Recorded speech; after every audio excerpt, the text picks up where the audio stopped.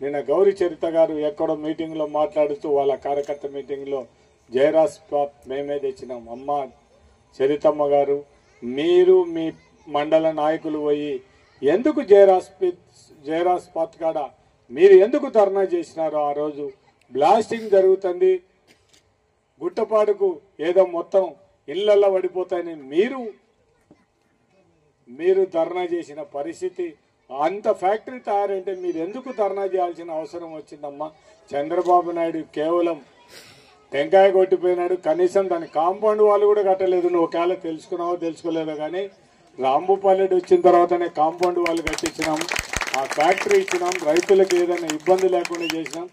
బ్లాస్టింగ్లో అధికారులను అందరినీ పెట్టి బ్లాస్టింగ్ జరిగితే ఏమన్నా గుట్టపాడుకు ఇబ్బంది జరుగుతుందంటే డిఎస్పీ గారిని ఆర్డీఓ గారిని గుట్టపాడులో కూర్చోబెట్టి ఇక్కడ కంట్రోల్ బ్లాస్టింగ్ దగ్గర ఒక్కటేసారి మొత్తం పెద్ద స్కేల్లో బ్లాస్టింగ్ చేసినా కూడా ఆ ఊళ్ళో గుట్టపాడులో ఒక్క ఇల్లు కూడా చెక్కు చెదరకుండా పరిస్థితి చూసిన తర్వాతనే వీళ్ళు ఎవరు మాట్లాడకుండా వచ్చినారనేది మాత్రం ఆ రోజు అధికారులతోనే చెప్పడం జరిగింది. మీరు ఆ రోజు మీ చంద్రబాబు నాయుడులో మీరు ఫ్యాక్టరీ కట్టింటే మీరెందుకు ధర్నా చేయాల్సిన అవసరం వచ్చింది?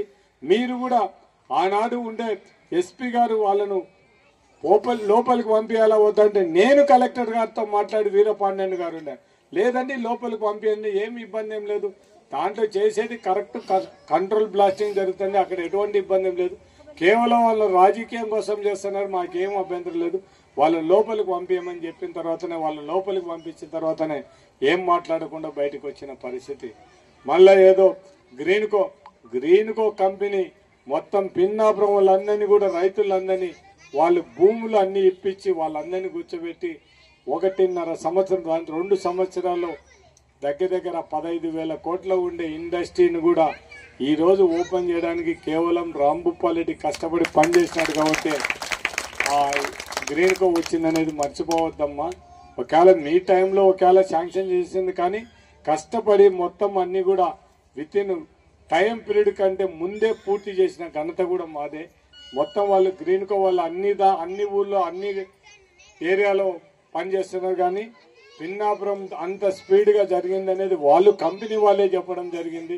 అందరూ కూడా ఇప్పుడు అనంతపురంలో వాళ్ళు ఆల్రెడీ తీసుకొని 7 సంవత్సరాలు అవుతుంది, ఈ రోజు వరకు కూడా ఇంకా కొద్దిగా ఇబ్బంది అయింది. కానీ ఈరోజు పిన్నాపురంలో డైరెక్ట్గా మనం గోర్కల్ రిజర్వాయర్ నుంచి నీళ్లు తీసుకొని వచ్చి అక్కడి నుంచి కింద వాటర్ ఇచ్చి ఈరోజు కరెంటు పీక్ అవర్స్లో 5:30 నుంచి రాత్రి 9:30 వరకు కరెంటుకి ఎటువంటి ఇబ్బంది లేకుండా ఆ ఫ్యాక్టరీ మన గ్రీన్కో వల్ల వచ్చే పరిస్థితి మేము కల్పించడం తప్ప రైట్ మీరేదో యాగంటి స్వామి దగ్గర ప్రమాణం చేయమని చెప్పినారు, అంత దూరం ఎందుకమ్మా? మీరెందుకు డీజిల్ ఖర్చు ఎందుకు పెట్టుకొని వస్తారు?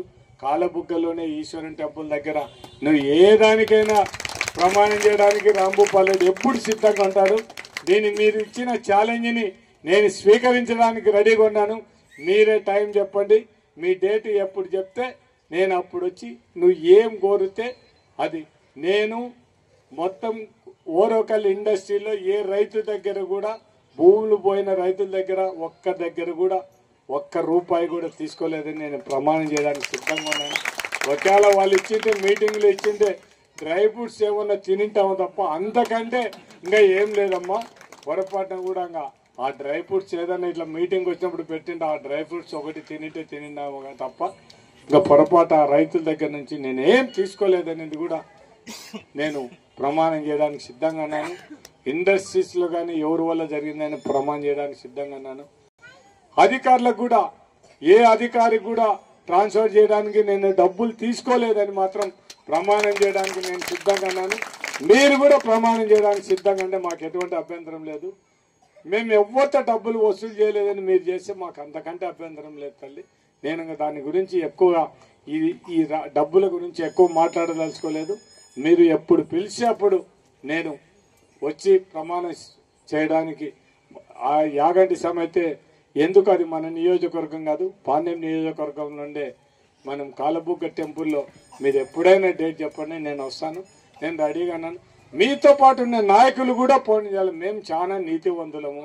ఏ రైతు దగ్గర కూడా ఒక్క రూపాయి కూడా మేము పర్సెంట్ వసూలు చేయలేదు.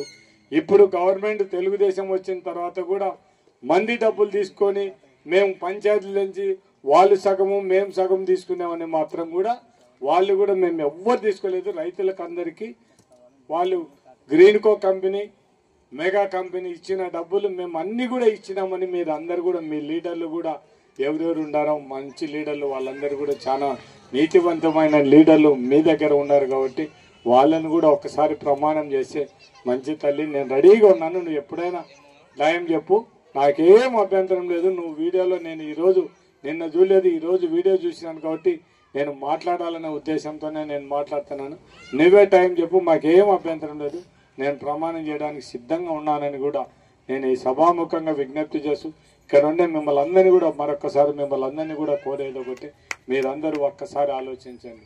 మీకోసం ఎవరు పనిచేస్తారని ఆ ప్రభుత్వాన్ని గుర్తుపెట్టుకోండి.